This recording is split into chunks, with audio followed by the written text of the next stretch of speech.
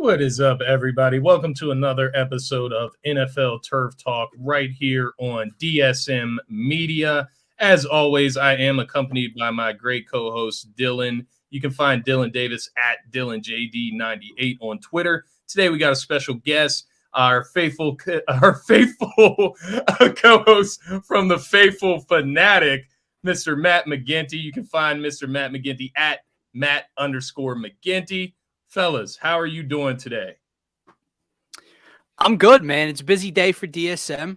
Yes. We will be having 4 shows today. Sixers recap. Obviously, Kata Hot. I can't even get. I'm trying to wrap my mind around saying his name every time. But Kata Hot will be bringing us some TikTok content tonight from the Wells Fargo Center. But yeah, man, I'm good. Obviously, saw a very exciting weekend of NFL football, very exciting Sunday of NFL football that we're going to be talking about today.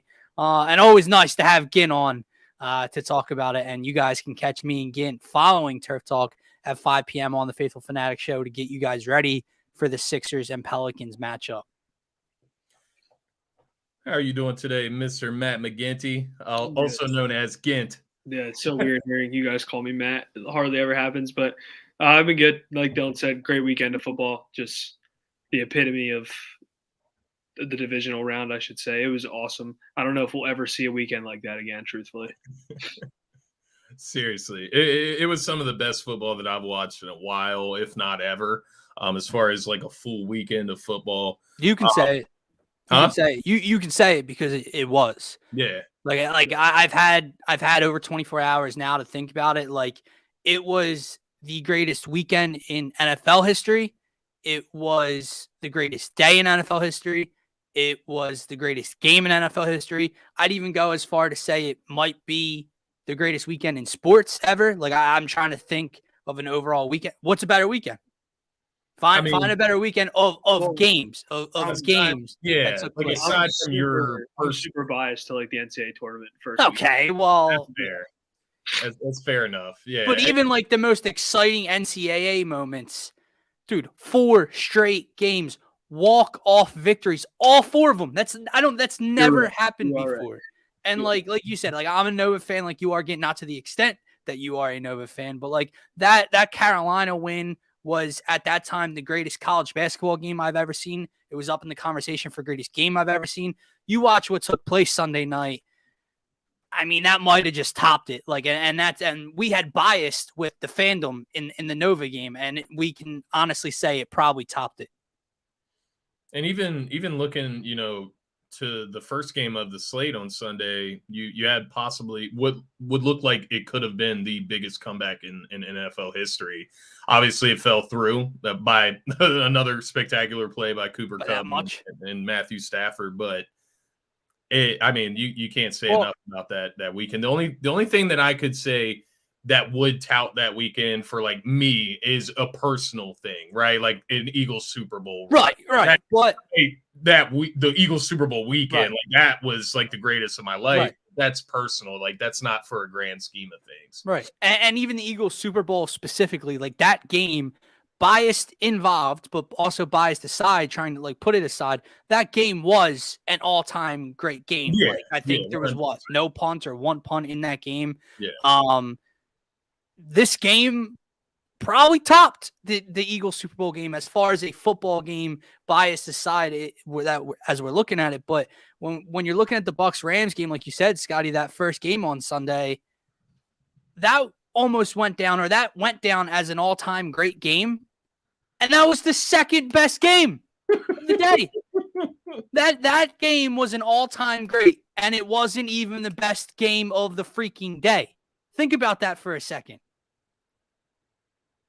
So, like, it was mine. Like, you had to sit back and kind of just admire like what you were seeing. Like the Bucs Rams started as such a snoozer, obviously because Brady was off his mark for the entire first half, and it was just utter domination by Los Angeles. And then all of a sudden, here he comes, and I guess that's where we can start if that's what you guys want to get into first. We'll kind of just go in order because Scotty, you and I, we talked about the Saturday games on Sunday, so we can we can kind of bring them in as a whole, but we're going to focus on the Bucks and Rams and the Chiefs and Bills games for this episode of Turf Talk today, guys. But we can start there. What were your guys' thoughts on the almost comeback by Tom Brady? Like, this was almost an ultimate choke job by Sean McVay and the Rams. The play calling got tight. If you ask me, the Rams, Sean McVay, they were playing not to lose. Now, hindsight's 2020, right? Because when you go to the Falcons, the 28-3 Super Bowl, the Falcons wouldn't run the damn ball. And then in hindsight, they lose the game, and you're like, well, if you would have just managed the game, if you would have ran the ball, you would have beat Tom Brady. Now, the Rams try to do the opposite. They try to run out the clock. They try to keep him off the field. They can't get any first downs on the ground. Cam Akers puts the ball on the ground twice, and here comes Tom Brady. It looks like he's going to do it again. Take me through like what you guys were just thinking as you were watching that fourth quarter unfold. Go ahead, Scotty. All right.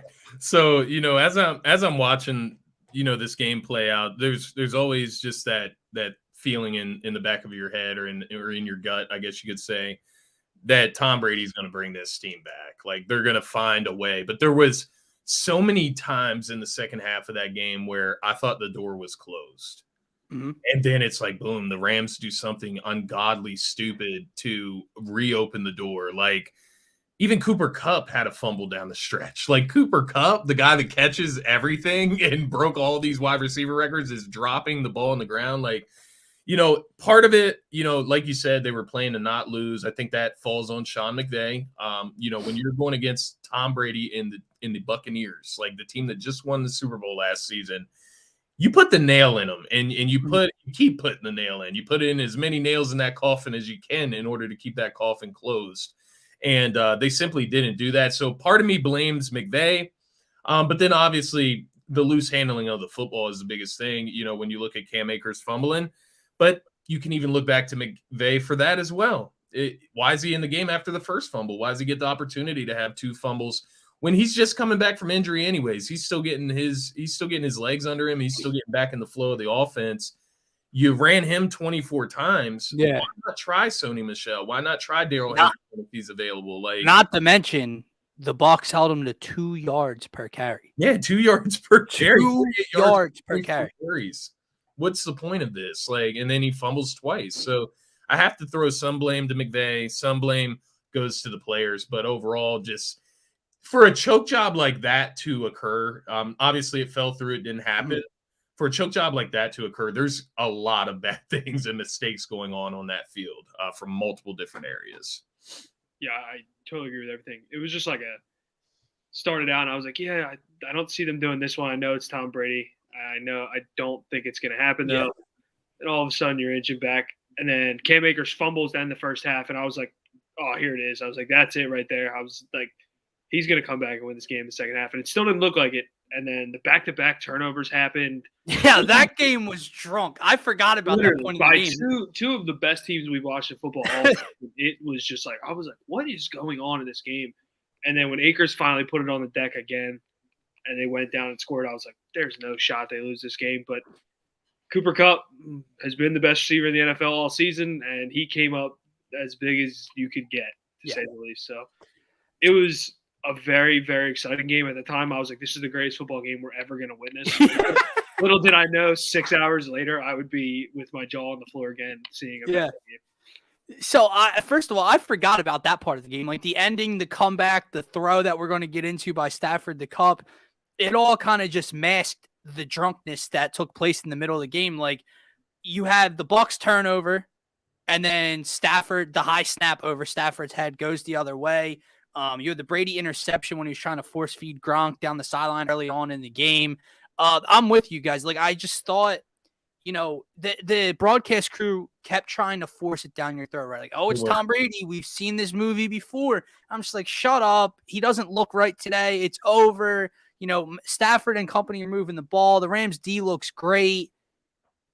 And like that, here they come, dude. Here they come. And Akers puts the ball on the ground twice. And like you said, Coop with the big time fumble as well. And it's just like, oh my God, it's going to happen again. Now, what I want to get into is the other side, because in a win, we've kind of spent the first couple minutes bashing the Rams in a sense, and the praise is on Tom Brady. Tom Brady lost this game. The Bucs lost this game.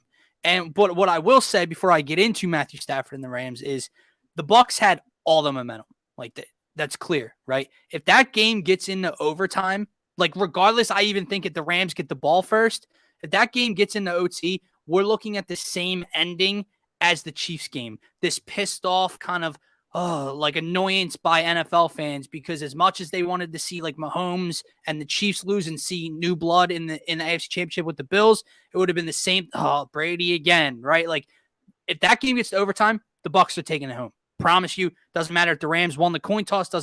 Bucs are winning that football game. Matthew Stafford, with a blitzer coming right at his chin, makes a career-changing, legacy-changing type of throw to Cooper Kupp to put that game away. Like I think that needs to be talked about more. Like Matthew Stafford caught a lot of heat over the course of this season, right? He gets in this perfect system. And Scotty, you and I were ecstatic to see how it would play out in the summer before it started, because it was just a perfect fit. And they go out and they get OBJ, and they're trying to pay their way to a Super Bowl, right? And then the losses start to pile up, and Stafford's turning the ball over, and his first half of play is brutal, right? And they blow the game to San Fran in the final week, right? And it's like people were calling him fraudulent. People were saying it's the same old with Matthew Stafford, and he kind of flips the script on everybody and makes a legacy-changing throw to Cooper Kupp to beat the GOAT. Like, I think that needs to be talked about more. So hat off to Matthew Stafford. Obviously, the whole game was phenomenal. 28-38, over 360 passing, 2 touchdowns, no interceptions. Matthew Stafford was phenomenal, but that final throw was the final nail in Tom Brady for the season, Scotty. And obviously, after this conversation, could be the final nail in Tom Brady's coffin career-wise. Yeah. And, I guess, obviously great throw by Matthew Stafford. Great drive at the end there, all around. But even the play before that last play, Cooper Kupp, is able to break that defensive back down, like to the point where he falls to his knees. And Cooper Kupp is wide open and able to, get down the field and get to the sidelines, I believe. Cooper Kupp, I mean, this dude is ridiculous. Like, he broke all of these receiving records that were established, and he still is open, like, ridiculously. Like, the margin between him and the next defender is always, like, yards. Like, it's not inches or feet away. Like, it's yards away from him, like, creating this open target constantly. Like, it's throughout the game. And, like, throughout the game, I'm just watching. I'm like, how the hell is this guy open again? Like, at this point in the game, how is he open? Like, that's the last guy I'm letting beat me, and he still beats you every time. Like, you watch him in back-to-back plays in that game, that just mean route that he puts on that defensive back, bringing him to his knees. And then the very next play, he's down the middle of the field, wide open. Like, blown coverage, apparently. Blown coverage. That can't happen. Like, I don't understand. No. And mind you, this as well is what I'm getting at there. Like, he's ridiculous. This took place within 40 seconds. Right. Like that was just the madness of this game. Was like, we look at the later game and 13 seconds, and we'll get into that later in the show, but this was 38 seconds. Another like ridiculous drive. 5 plays, 38 seconds down the field. Boom. Clock it. 2-3 seconds left, whatever there was. Ice the game. Tom Brady's going home. But yeah, dude, it was ridiculous. Now, again, you answer, and then I do want to get to Kata's comment, because I think it's an interesting conversation. No, you guys kind of like covered it all. It's just your 2 best players stepping up and making plays in such a small increment of time that you didn't think was possible until, again, this weekend, when you figured out that less than 15 seconds is enough to win a game. But just hats off to those guys. Cooper Kupp's on a historic run right now, and it just continues with big play after big play. So I want to get your guys' thoughts on this, because it's interesting to me. If Matt Stafford wins the Super Bowl, is he a Hall of Famer?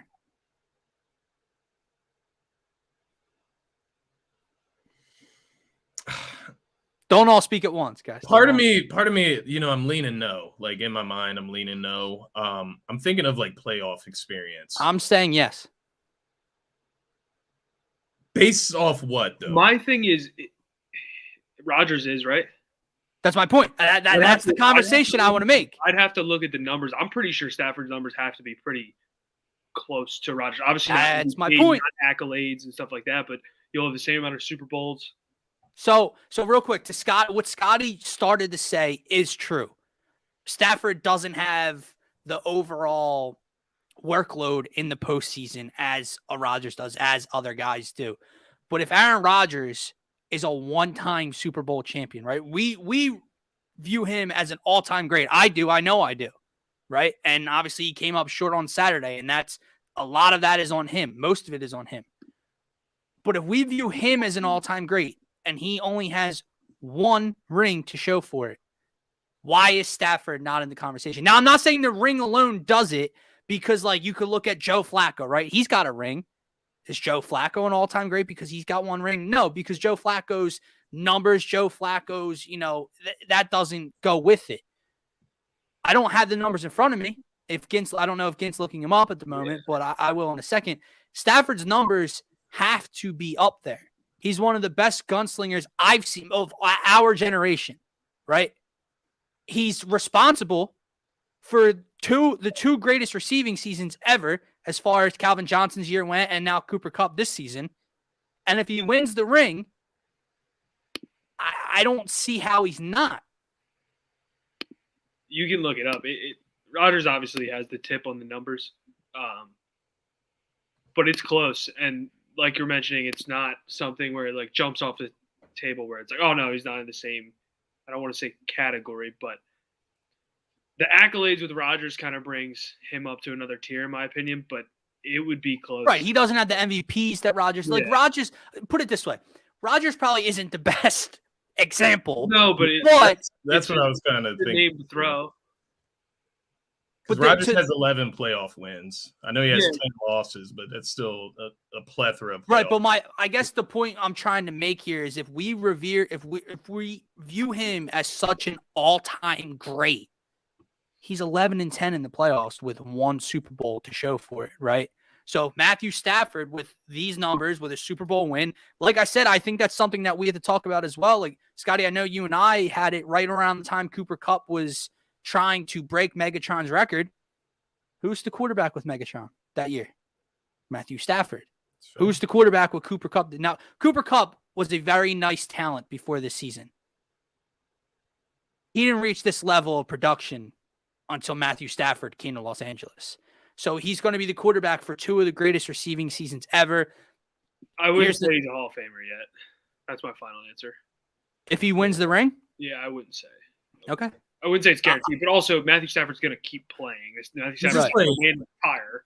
For me, there's just too much losing mixed in there. Like, I think that's what is like really sticking out to me. That's like making me say like no, like just so much losing. Now he has however many seasons left with the Rams that he can obviously turn that around. He can get 10 playoff games under his belt, like with the Rams alone.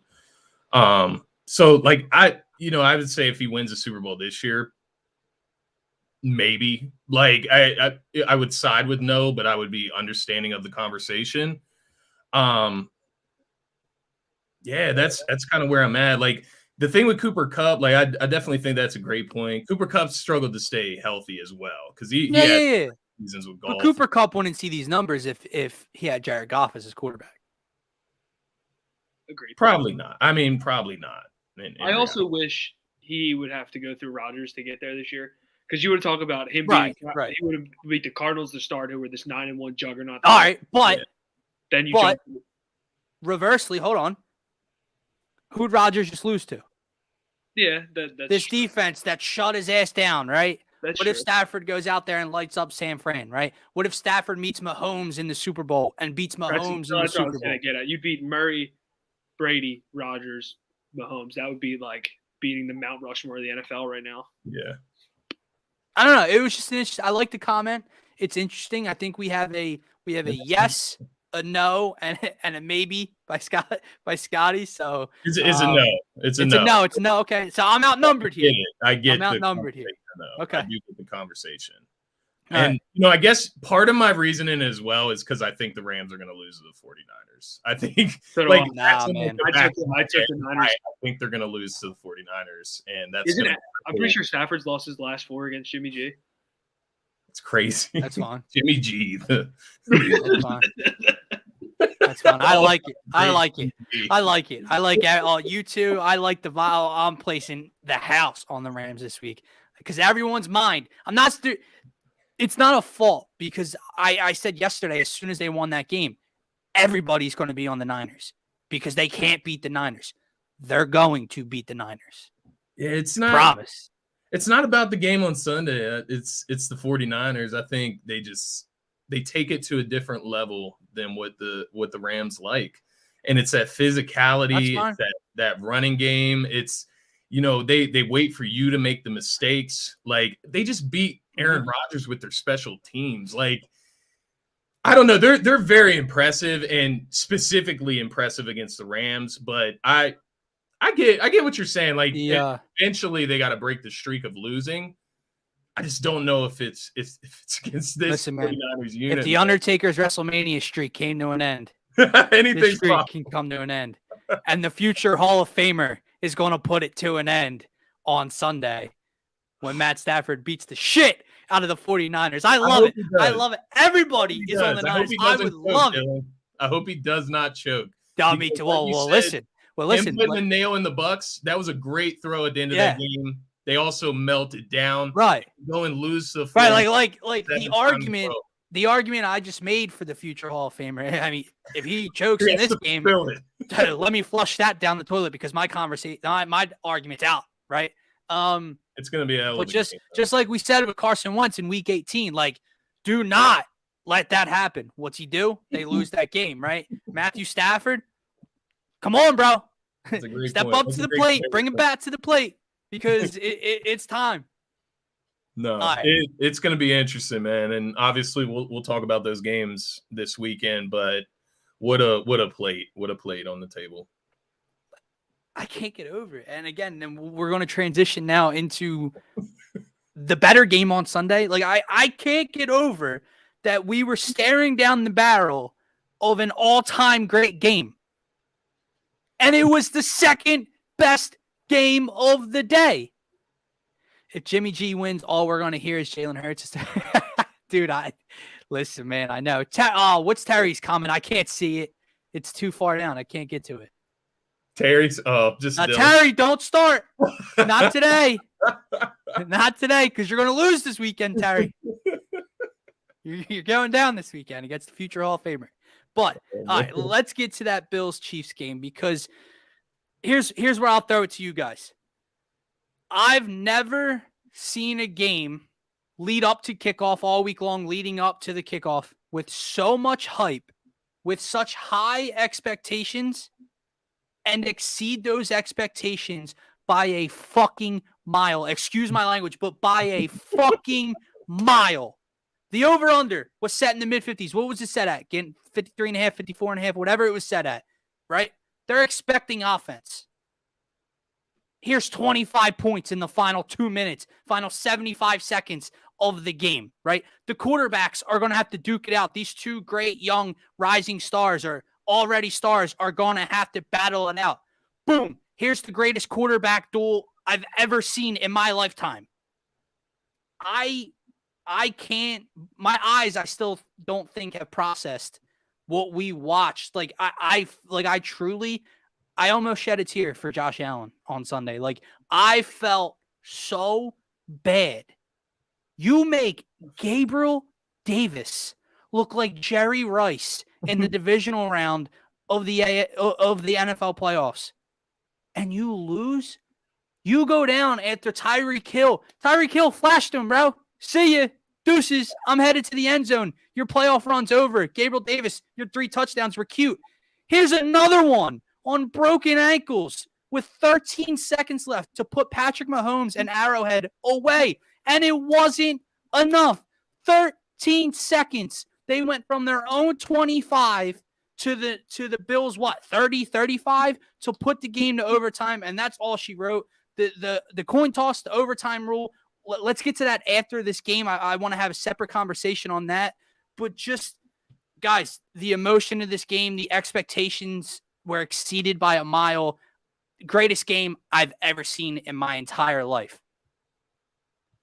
I'll let you digress first. Yeah, go ahead. Yeah, I mean, you hit everything on the nose. The feeling for Josh Allen and the Bills after was like, oh my God, like you just did all this, and they're gonna walk down the field, and they're gonna kick a field goal, they're gonna tie the game, and everyone knew once they scored.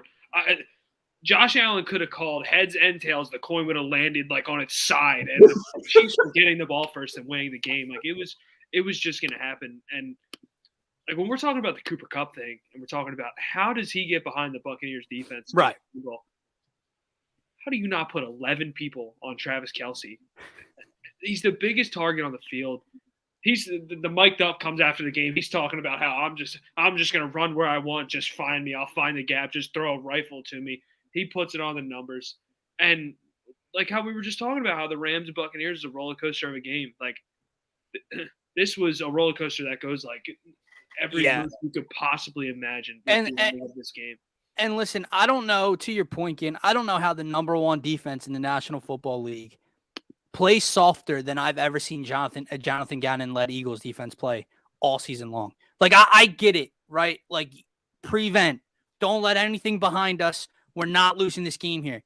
But you're not up by 4. You're not up by 5. You're not up by 6. All they need is 3 to get it to overtime. I get playing soft, keeping everything in front of you. But there's a point from, pillow soft to baby shit soft. And they were baby shit soft. Like, dude, you get 2 effing plays to go from their own 25 to your 30. Like, that cannot happen.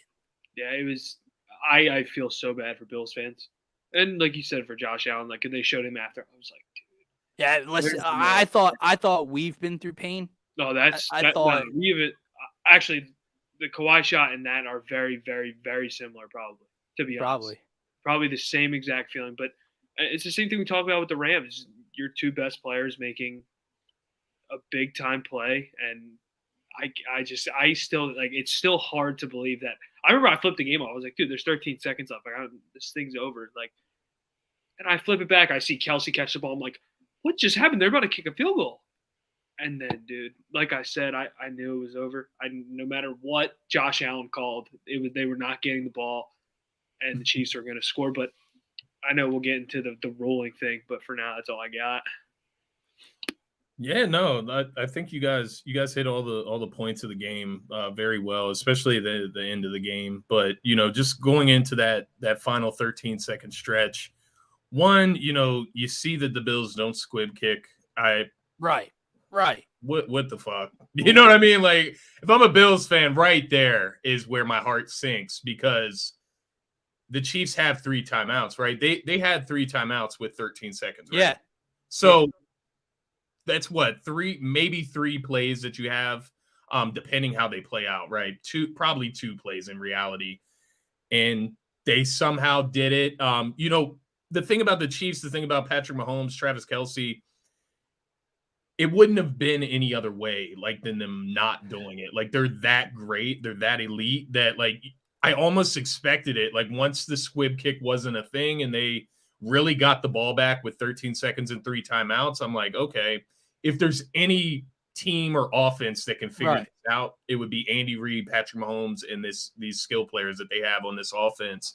And sure enough, they did it. Like, when you think about 13 seconds, 3 timeouts or not, like, the precision that is needed in order to get down the field and get a field goal in that amount of time is ridiculous. Like, I talked about the precision of the Rams to be able to do that.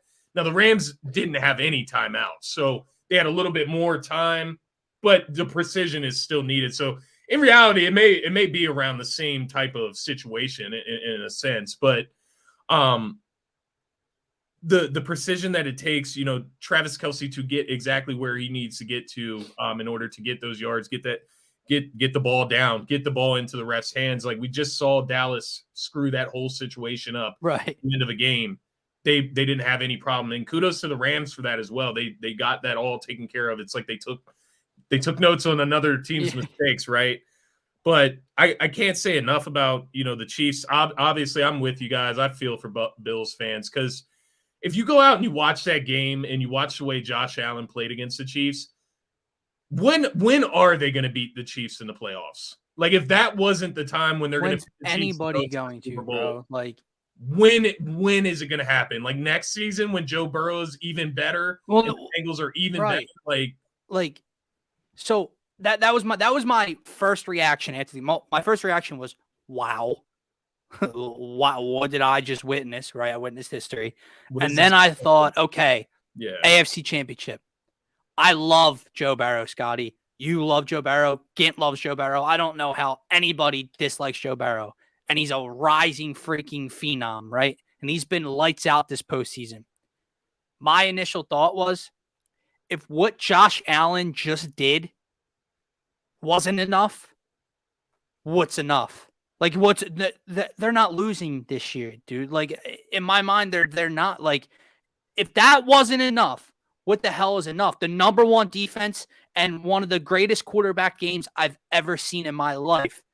If that couldn't get the job done, if 13 seconds wasn't enough time to put the final nail in the coffin, I don't know what will be enough this postseason. Now, I get the Bengals just beat the Chiefs a couple weeks ago. I get things play out differently, but in my mind right now, I just don't see how another quarterback, how another defense can get the job done. They're so lights out. Like that's just such the term for it. Not only the difference between the games too and the final drives was the Rams had the back of, okay, we're going to overtime if we don't score. Right. Like, the Chiefs were going home. They were going to lose the game. It just, and like you just mentioned, I don't see how the Bengals beat them, but Joe Burrow also has been right. It's all year. But Patrick Mahomes is Brad Lidge in 2008. It's over. I don't even know how to describe it. He's so lights out.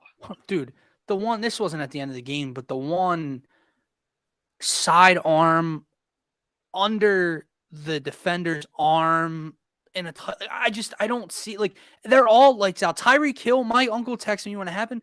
No other player scores on that play, dude. Dude, I couldn't. No one else scores on that play. My buddy was like, dude, how do you score? I was like, he ran faster than the rest of the defense. Like, bro, he gave someone the deuces sign that was ahead of him. And went by him as he used. Yeah. Like they are, again, you put next it level. They're lights out. And I trust me, I know Joe Burrow. Joe Burrow is going to show up, and it's going to be another hell of a game. I just don't see how it's enough. I think they're going to blow them out. You think so? I was going to say they win by more than 3 scores. If you look at Allen's numbers, you look at like all the numbers in this game, Joe Burrow and Jamar Chase were better in week 16. I know it's different. It's playoffs. I know. They were better. And it's crazy to think about. Josh Allen, 27 for 37, 329, 4 touchdowns. You had Gabriel Davis with 8 receptions, 201 yards, 4 touchdowns. Joe Burrow went 30 for 39, 446 yards, 4 touchdowns. Chase had 11 receptions, 266 yards, and 3 touchdowns. So it's like, that's what it takes. Like, you know what I mean? Like, you ask what it takes, like that makes no sense. And they repeat that. That's hard. No, and you can't do that twice against one of the best coaches in the NFL. Here's my fear, not my fear, but like, listen, Scotty and Ginn, I've talked to you guys enough about like what we want to see in the Super Bowl. Like, I want to see the 2 greatest quarterbacks like duke it out. Like, I wanted to see Rodgers and Mahomes, right? Yeah. We just got that. Like, we just got the greatest quarterback duel I've ever seen. I watched Tom Brady and Peyton Manning duke it out my entire life growing up. That topped anything I've ever seen. You just read the numbers, Scotty. Here's you want 329 yards and 4 touchdowns. Oh, hold on. How's 378 and 3 touchdowns with a rushing touchdown feel to you? They both they both ran for over 60 yards. Mahomes found the end zone with his legs. Josh Allen extending the one play to keep the drive alive on fourth down, like just shit you've never seen before. We saw, and it started from the beginning of the game. I know the beginning of the game wasn't as fast-paced, high-scoring. Drives were long. It was 12 plays, 75 yards, but like, boom, Chiefs come down, Bills come down on the opening possession. They go for it on 4th and goal, touchdown. What's Mahomes do? He lays out the pylon very next possession to take the lead. Like, you think the Chiefs are starting to take over? Here's a 70-yard touchdown bomb to Gabriel Davis over the top.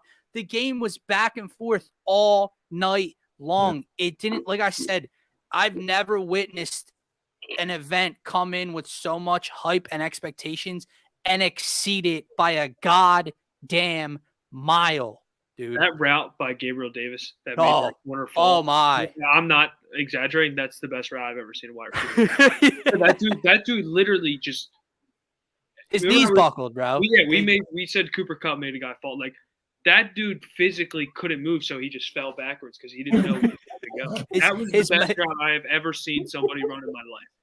His mind got confused with the rest of his body. Like he didn't know what to do. He tried to take a charge. I really don't know what else to say. We're not the first people to say it. I wasn't the first person to tweet it out in the moment. Like, that was the greatest game of football I've ever seen.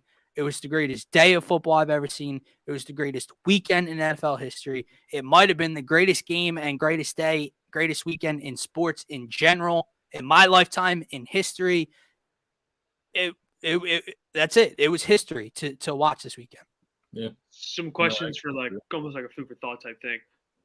Do you think the Rams run forward with Cam Akers? I assume they will because they kept feeding the ball even though he put the ball on the deck. I just don't get where me too. So far away from Sony Michel. I'm looking at one carry. I don't know. Dude, like his numbers down the stretch were so solid, and I get it. Cam Akers is supposed to be your number one coming into the year, but like Scotty mentioned earlier, fresh off an injury, puts the ball on the deck twice against the Buccaneers. I don't want to say I'd be surprised, but I think Sony Michel definitely gets some love this weekend. Why not a committee? You know what I mean? You got both good backs. Like Darrell Henderson is pretty good as well. Like beginning of the year, he was amazing. He was amazing, right? Like it doesn't make much sense to me. And you're like just throwing Cam Akers like full throttle. Like go play against Tom Brady. I will say, like, when Cam Akers does make a play, he does look like the most talented back. I get it. But like if Miles Sanders can run by a committee, Cam Akers can too. Like it's not that big a deal, but it is interesting, man. You know, part of me is wondering with this Bills and Chiefs game, like, did the Bills defense, like you mentioned it, Dylan, like they were the number one defense in the NFL. Did they like lay an egg? Like, did they switch up what they do so much? Like, were they just too focused on like beating the Chiefs? We got to get over this hump. Like, we got to get over this hump of Patrick Mahomes, or is this just what the Chiefs do to defenses? Like, you know what I mean? Like, I think it's the latter. I think it's exactly what Gint said earlier. There's nothing you can do. Like there are things you can do. Don't get me wrong. You could not play as salt as they play, not give up. Fucking 20 yards, 30 yards, boom, field goal. You could kick it. You could squib kick it and not give them a touchback and not run any time off the clock. I get it, but it's like you're paralyzed. You're immobile to just the skill, what they're going to do to you. Like there's no stopping that, dude. Like the three plays that jump off the table to me are obviously the Tyreek Hill touchdown. How do you stop a person that's just physically faster than you?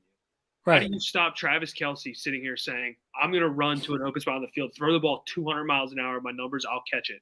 And then on the last play, Travis Kelce is just too big, too fast. Right, that's my point. It was like that. Listen, Ken, you said it. That we all knew it was over, right? We all knew Kansas City was winning the toss. We all knew whoever got the ball first was scoring. We knew Kansas City was winning that game once they won the toss, right? And we'll get into the overtime rule in a second. But that was the most, in my memory, robotic drive I've ever seen in my life. They weren't running the ball. Nothing. There was traffic cones on the field, dude. He was seeing it. You could have put every best defensive player in the NFL in history at their position, and Patrick Mahomes was walking right down the field, and Travis Kelce is too big, too fast, too strong for any linebacker to cover him, and he's going to catch a touchdown. And that's what happened. Did he throw an incompletion on the last drive? I don't remember. I don't know. I know they ran. I feel like it took four plays. Like I don't even remember how long the drive was, but it just felt like it went by like that. The Travis Kelce touchdown, I watched it happen.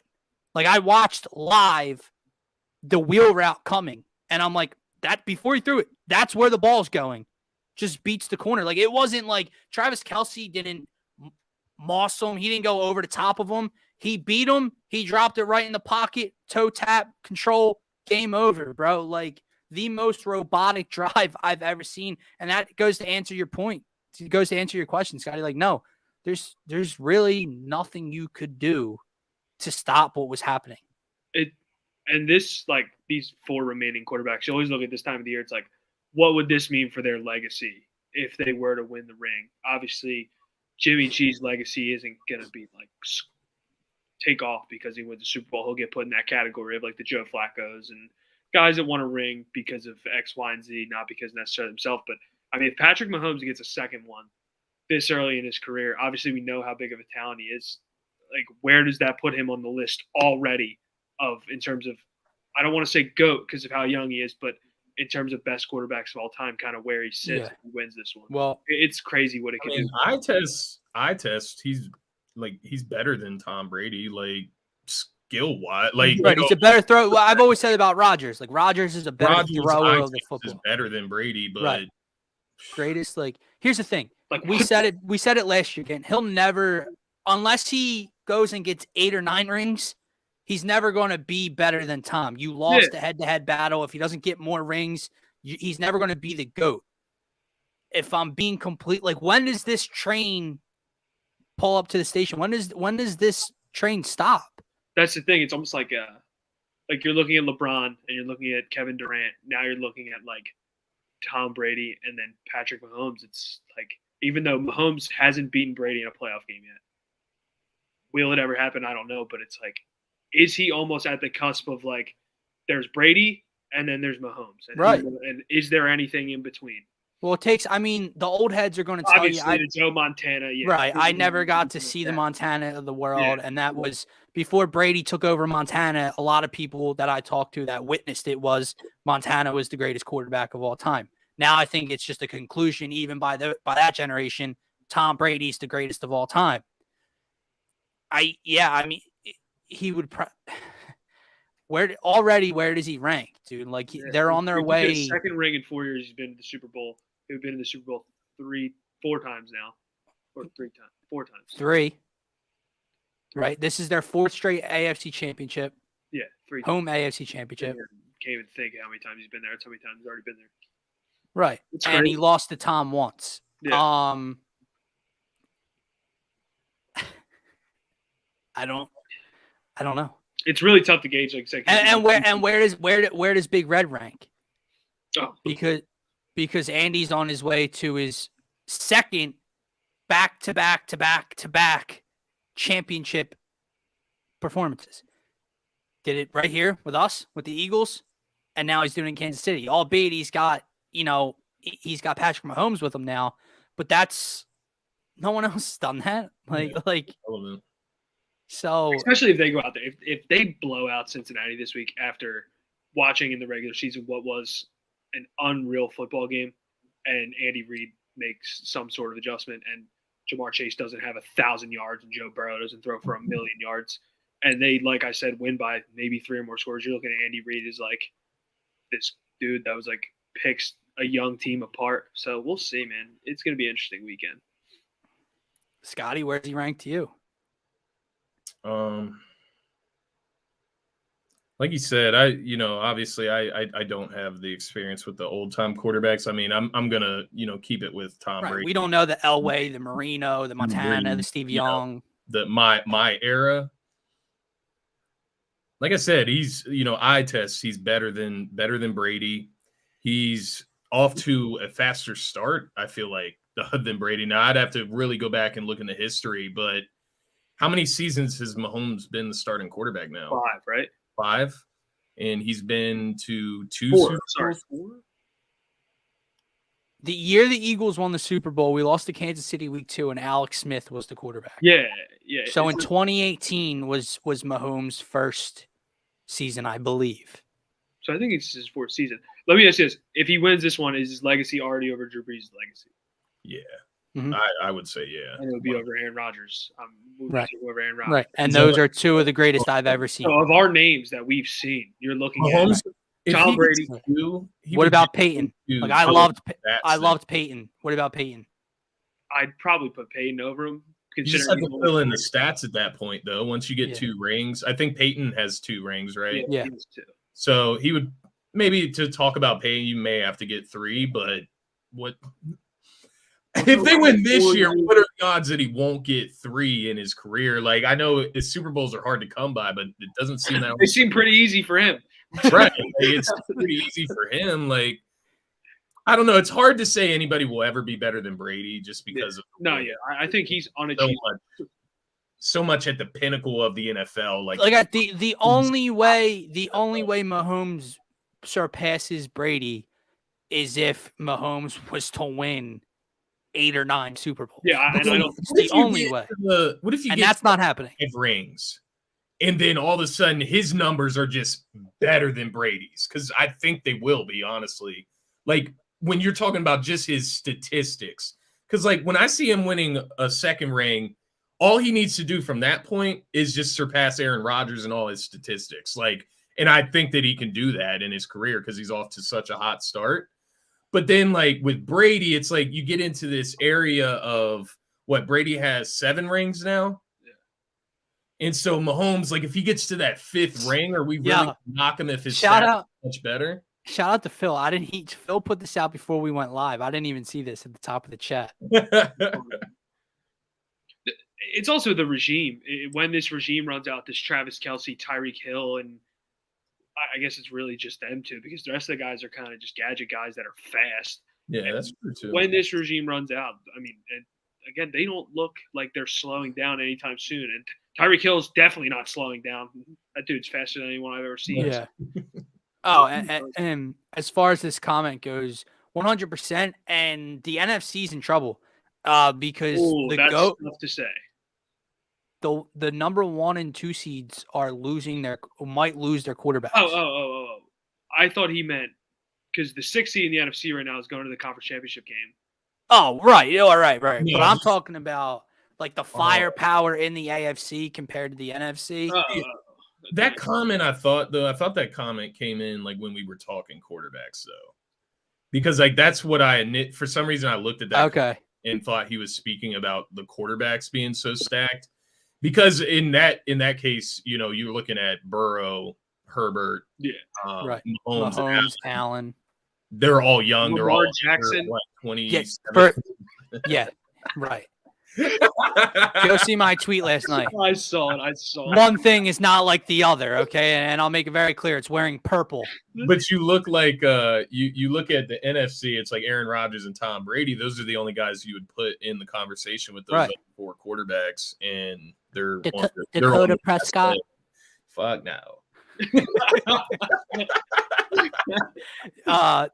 We're not even thinking about it. We're not even talking about if Deshaun Watson comes back to the NFL and stays in the AFC. That's very true. Deshaun Watson, if Deshaun Watson's playing, like him or not, he's a top 5 quarterback. Fucking pervert, but right.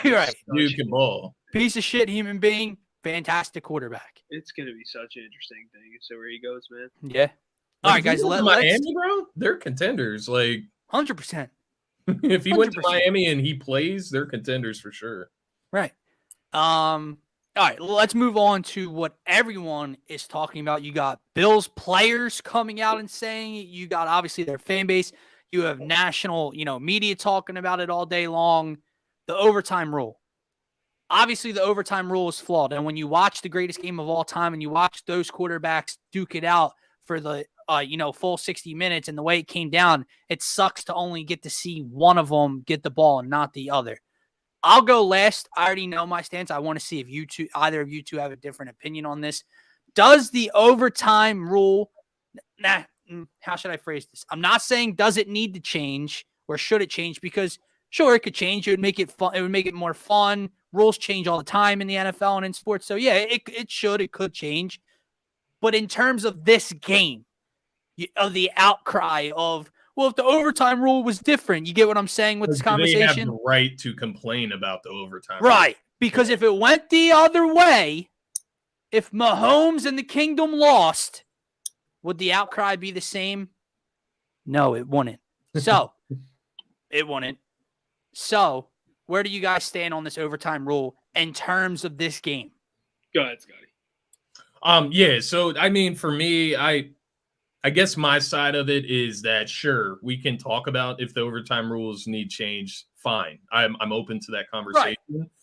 My thing is exactly what you said. You know, in this case with the Buffalo Bills, like it's only an issue because it happened to you.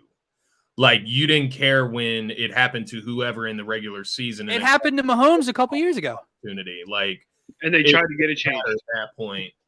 And on the other side, you know, if the Chiefs lost, the Chiefs players might complain about it, but the Buffalo is not going to be like, well, we wish Patrick Mahomes would have got an opportunity to you know, bring it back against us. So, like, I get it. Like, I get it. But, like, the outcry, I think, is a little ridiculous because the rules have been this way for a while. And, you know, even, like, the tying, like, having ties in the NFL is stupid.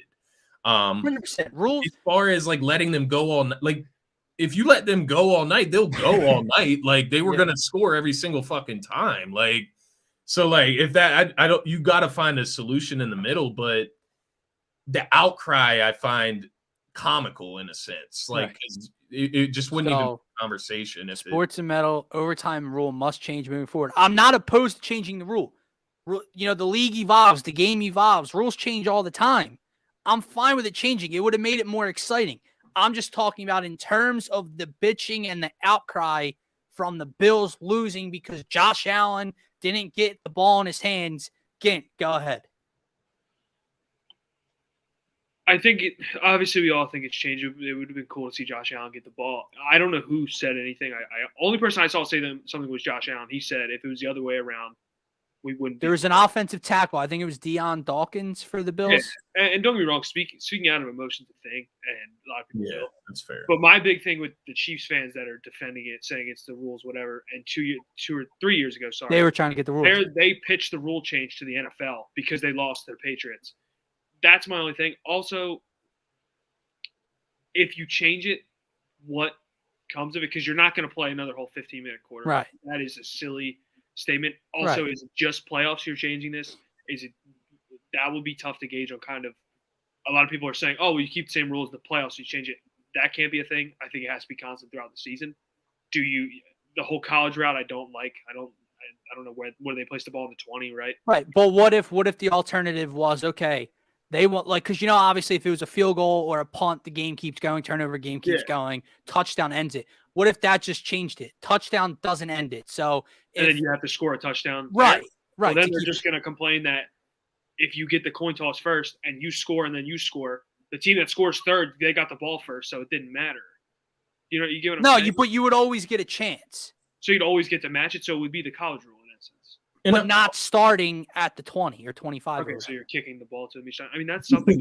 The thing is, it's such a. I'm with you.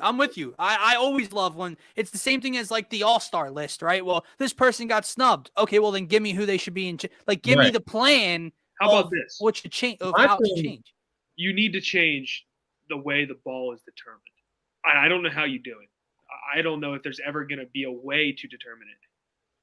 But a coin flip just should not be it. Dude, like have a throw off with the quarterbacks or something. Make the backup quarterbacks throw the ball. Something about the way the ball gets given to a team should change.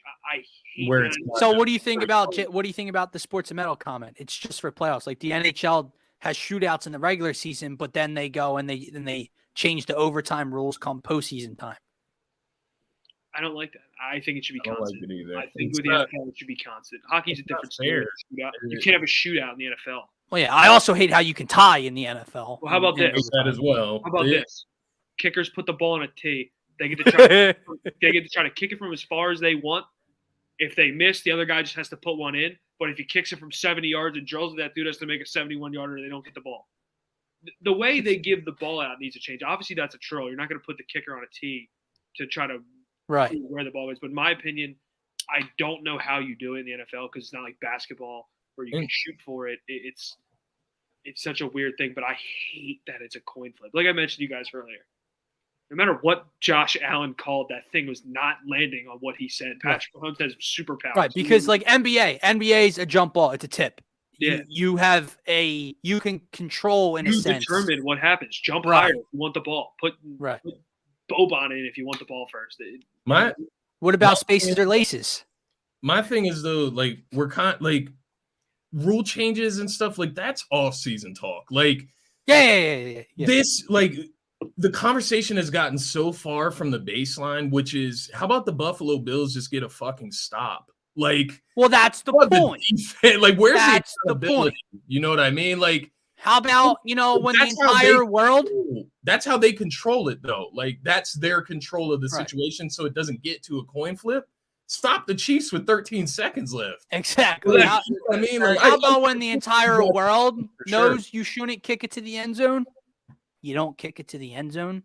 That's why also not one player on the Bills should be saying a word because you didn't stop him with 13 seconds left. You didn't stop him in overtime. You didn't stop him once. So, but in my opinion, the offense has something to say about it. They didn't get to touch the ball. They didn't get it. They didn't get a chance. They scored with 13 seconds left. Came off the field. It's not like Josh Allen was going to go in and play safety to prevent Travis Kelce from scoring.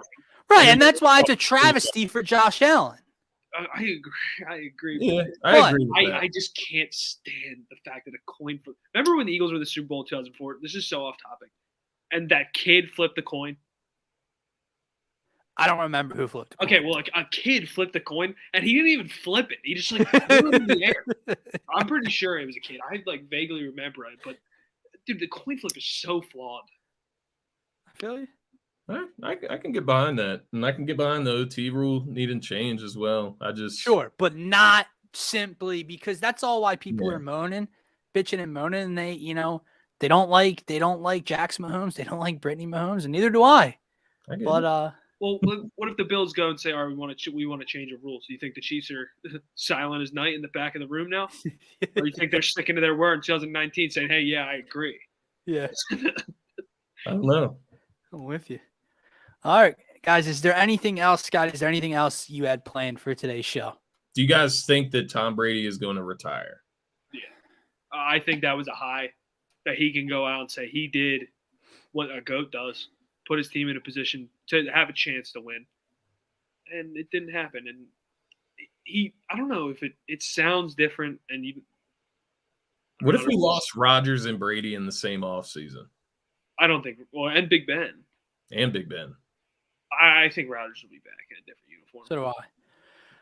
Will he? We all had this idea of how Tom's going to retire, right? We all had this. He's going to win another Super Bowl, and he's going to ride off into the sunset on top, right? And perfect timing would have been last year. He comes back. You think they can do it again? They fall short. They're injured. Blah blah blah. Right? He still played MVP type of football for 90% of the season. However, in the first half of that game, you saw Tom Brady you wouldn't see in previous years, right? Father Time might be catching up to him a little bit. And then obviously the comeback. So it kind of just contradicts the first half, but you get my point, right? Tom needs to go out before something changes. Peyton Manning went out with a Super Bowl. Peyton Manning was a depleted, ugly version of the superstar I remember as a kid growing up. Despite him. Right. I agree. Right. Tom needs to get out before anything like that happens. Now, do I think he looks like that next year? No, he still played MVP type football, but he needs to get out of the game with this GOAT memory that we have of him and not a tainted not a Big Ben version, not a Peyton in Denver version. You never know when that hill is coming. You know what I mean? Like by midway next season, we could be looking at Tom and being like, man, he's looking washed. He needs to hang it up. You know what I mean? Like you never know when it's going to happen. Right. So it really is going to come down to him and him knowing his body. But right. And he's 44 years old and we haven't seen it yet. So we all have this idea like, dude, he's just going to keep doing this. Till he's newsflash, people, he's not. Right. Like, yeah, when we were saying it at 39 to 40 years old, yeah, obviously he showed he still has 5 more years left, right, of great football. He still probably has another year or 2 left of great football, potentially. And also, but you never know. He might not even have like Godwin and have AB next year. Like Gronk, who knows what his you don't know. Fournette, like, are they going to bring him back? Like, there's so many moving pieces on that Super Bowl team. Are they going to be able to retain those guys from that season? Like, they're not going to be able to do that again. Does he still have 2 more years on his contract? Right, I think. Is it? I don't know. I don't know. For Tom? Did he extend this past offseason? I can't remember. Maybe. I don't know, but I feel like there had to be some to guys like Mike Evans and verbal, like, hey, I'll play out X contract, like almost like how Popovich and Popovich guaranteed Duncan he would coach him through his contract. He's still coaching, but he told him that. It's almost like maybe something of that nature. But I do think he's done. I think my guess to answer your question is he's back. I don't think he comes back as a depleted version of himself, but I think I'm going to pull Max Kellerman here. Max Kellerman. I think the cliff is coming up. I think, listen, at 39, you could say it was an ass thing to say, right? You're proven wrong. He's going to be 45 freaking years old soon. Like, what if we're at 50? Like, man, that was an ass night. I don't think he'd come back unless he knew he was in a very good position. Very good situation. Yeah, 100%. 100%. I don't think he'll allow himself to be tainted. I don't think he'll allow him to get some Mike Williams. I'm also wondering if he would bail on the Bucks, kind of like Sean Payton's doing on the Saints right now. Yeah, his comments came out there in the show. I don't know if you guys peeped your phone during it. He's like, football will be in my future. I just don't know if it's this year. Like, dude, just say you quit. Say he's pitching the Saints. I'm going to a new organization to get a better quarterback. What an asshat, bro. After he gives Taysom Hill a multi-year deal. All right, guys. I think that's going to wrap up. Me and Gint got to go do another show. Yeah, we got to get some Sixers, Pelicans talking before they tip off. We got to get some James Harden rumors heating up. I know Gint's. He doesn't like to live in the city of Brooklyn. I'm sure he'll love to live in the city of Philadelphia. South Jersey's right here, bro. I'm right in it. Come on over. Rural South Jersey. We got it. It's hilarious that came out, man. Yeah. I don't like living in Brooklyn. Michael Rubin's boys with is it the baby or Lil Baby? Lil Baby. Michael Rubin's boys with him. Meek's here. Like Daryl's here. It feels. I will say this. Ginn and I are going to talk about it in a few minutes, but it feels more real than maybe it even did when the trade rumors were heating up last year. Maybe that's asinine of me to think. Maybe where there's smoke, there's fire. Come hang out with us on the Faithful Fanatic Show right after this. And guys, we here at DSM Media and Turf Talk are proud to be brought to you by our partners over at Manscaped. So head on over to manscaped.com and use our promo code DSM for 20% off and free shipping. Again, that's code DSM for 20% off and free worldwide shipping. Scotty, Gint, any final words before we wrap up this show? I was just going to say, like my boy Kata Hot says, hey, we'll wipe the seats down at Onyx. We'll save some for James Harden. Come on through. We got you. Go Niners. No. I wish I had a boo button. I was looking for my boo button. Terry, where's Terry at when we get there? Terry's Niners are going down this week to the future Hall of Fame. But guys, for myself, for Scotty, for Gint, for DSM Media, have a nice night. Come hang out with us and talk some basketball in a few minutes.